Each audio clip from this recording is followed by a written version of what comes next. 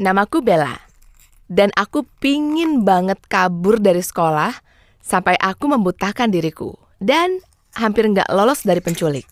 Jadi gini, aku tumbuh bersama kakak yang buta. Kami tinggal di perumahan orang kaya yang bagus. Supaya kakakku bisa masuk sekolah luar biasa. Dan aku masuk sekolah swasta. Tapi, suatu hari aku pulang dan aku lihat ayahku menangis di sofa. Ternyata, ibuku baru saja pergi. Ibu jatuh cinta sama rekan kerjanya dan pindah ke luar negeri, meninggalkan kami begitu saja. Tiba-tiba, kami jadi keluarga yang hidup dengan satu pemasukan. Dan gaji ayahku nggak besar. Ibuku pengacara, dan dia satu-satunya yang bisa bayar cicilan rumah dan biaya sekolah kami. Dunia kami seperti dibalik. Kami harus pindah ke sisi kota yang lebih berbahaya. Banyak gelandangan tinggal di dalam tenda di depan rumah kami. Dan malam pertama kami di sini, ada orang yang masuk rumah untuk merampok kami. Kakakku, Ana, nggak tahu apa yang terjadi. Ayahku harus mengejar dia sampai keluar rumah. Malam itu aku tiduran dan menangis. Aku nggak percaya hidupku berubah 180 derajat. Lalu, ini saatnya masuk sekolah. Ana bakal homeschool sama ayahku di siang hari, dan aku harus masuk sekolah negeri lusuh di dekat perumahan kami. Waktu aku masuk, aku langsung tahu kalau aku dalam masalah. Anak-anak melempar kertas ke aku dan ngatain aku saat aku masuk sekolah. Waktu aku lapor ke guru tentang kelakuan mereka, dia menyuruhku untuk duduk dan diam. Aku merasa seperti di planet alien.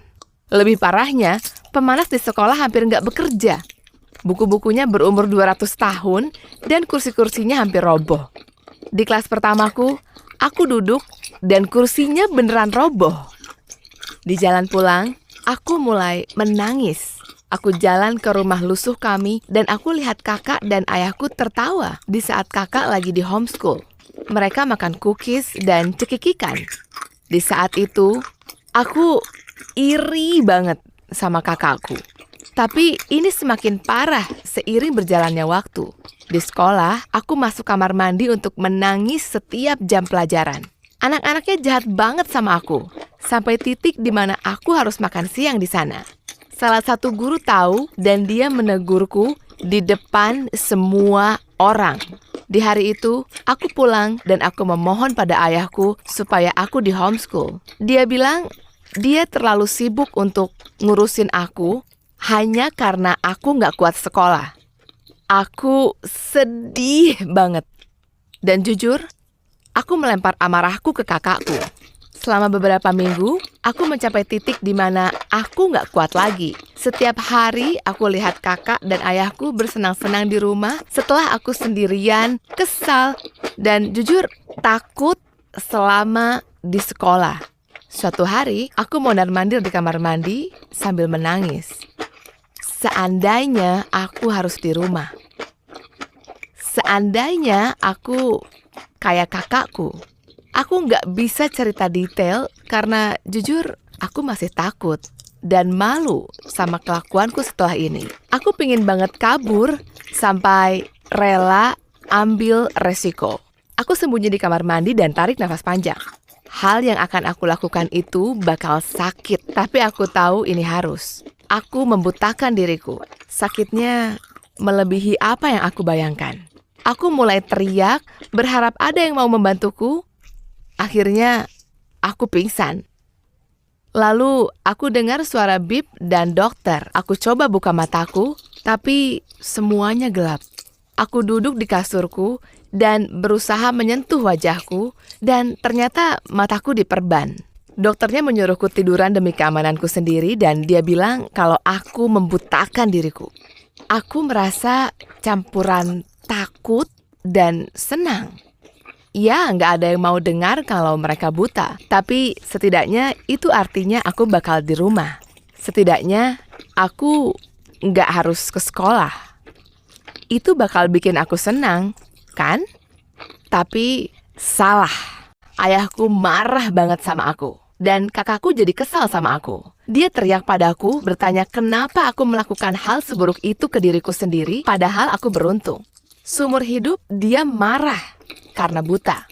Dan sekarang aku melakukan ini hanya karena aku bisa. Lalu aku mulai sadar kalau kakakku benar. Di tengah malam, aku harus berdiri untuk pipis dan aku tersandung sesuatu hingga lenganku teriris lebar. Aku bisa merasakan darahku keluar, tapi aku nggak bisa lihat. Akhirnya aku teriak memanggil ayahku untuk membantuku. Aku nggak sadar kalau hal kayak ke kamar mandi bakal jadi cobaan yang berat. Melakukan hal di rumah itu susah, tapi keluar dari rumah itu kayak masuk ke pertempuran, bos. Hari pertama aku keluar, aku coba masuk mobil kami. Mobilnya mulai pergi dan aku dengar ayahku berteriak, "Salah mobil!" Sebelum aku sadar, kami sudah pergi. Aku di dalam mobil sama orang asing dan mereka mulai bicara tentang kemana mereka mau membawaku. Aku merinding. Aku nggak bisa melihat untuk membela diriku. Gimana kalau aku nggak selamat? Aku berhasil menemukan gagang pintunya dan aku buka. Aku nggak tahu seberapa cepat mobil ini jalan, tapi aku loncat keluar dari mobil. Aku jatuh menghantam trotoar, aku berdiri dan mulai berlari. Aku menabrak mobil, gedung, dan orang-orang dengan air mata yang menetes di wajahku. Aku merasa rentan dan ketakutan. Akhirnya, ayahku menemukanku. Aku menghabiskan seharian di kasur, menangis. Aku nggak percaya aku melakukan ini ke diriku sendiri. Beberapa minggu ke depan, Anna mulai mengajarkan aku braille dan gimana cara navigasi. Aku tahu dia masih marah padaku, tapi dia berusaha sebaik mungkin, walaupun situasinya gini. Suatu malam, kami berdua lagi mau tidur. Aku dengar jendela pecah dan adrenalinku langsung mengalir cepat. Aku berdiri dari kasur, berusaha mencari sesuatu untuk membela diriku, tapi aku nggak menemukan apapun. Aku mondar-mandir di kamar kayak orang nggak berdaya. Aku merasa seseorang menggenggam tanganku dan aku mau teriak, tapi sebuah tangan menutup mulutku. Aku meronta-ronta dan saat itu Anna berbisik di telingaku. "Ini aku, diam." Dia menggiringku dan aku sadar kami ada di dalam lemari. Aku nggak ngerti gimana dia bisa bawa kami ke sana dengan cepat. Kami duduk terdiam, tapi aku bisa dengar langkah kaki tepat di depan kamar kami. Ini membuat bulu kuduku berdiri. Lagi-lagi aku merasa nggak berdaya.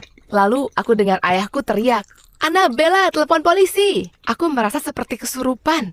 Aku takut untuk buka pintu, tapi aku melakukannya. Aku pelan-pelan jalan di dalam kamar. Di mana HP-ku? Apa aku bisa menemukannya? Saat aku sampai kasur, setelah kakiku nabrak-nabrak, aku dengar langkah kaki lari ke bawah mendekati kamar kami. Aku meraba-raba kasurku sambil gemeteran dan akhirnya aku berhasil ambil HP-ku. Tanpa mikir, aku gunakan memoriku untuk telepon 911. Aku tahan nafas, berharap aku benar, dan aku dengar orang ini mendekat. Aku nggak punya waktu untuk balik ke lemari, jadi aku banting diriku ke lantai dan aku gelinding ke bawah kasur. Aku menekan diriku ke arah dinding supaya tahu aku tersembunyi. Polisi mengangkat dan dengan pelan aku kasih mereka alamatku. Aku bisa merasa langkah kaki dia di sampingku. Apa dia melihatku? Apa dia punya senjata untuk melawanku? Aku merasa ingin muntah, tapi tiba-tiba langkah ini menjauh. Aku dengar polisi datang dan aku merasa lega banget. Perampok ini mengikat ayahku, tapi dia baik-baik saja. Butuh beberapa hari setelah kejadian itu supaya aku kembali tenang dan memikirkan apa yang terjadi. Hal pertama yang aku lakukan adalah minta maaf ke kakakku. Aku sadar aku nggak menghargainya karena kelakuanku.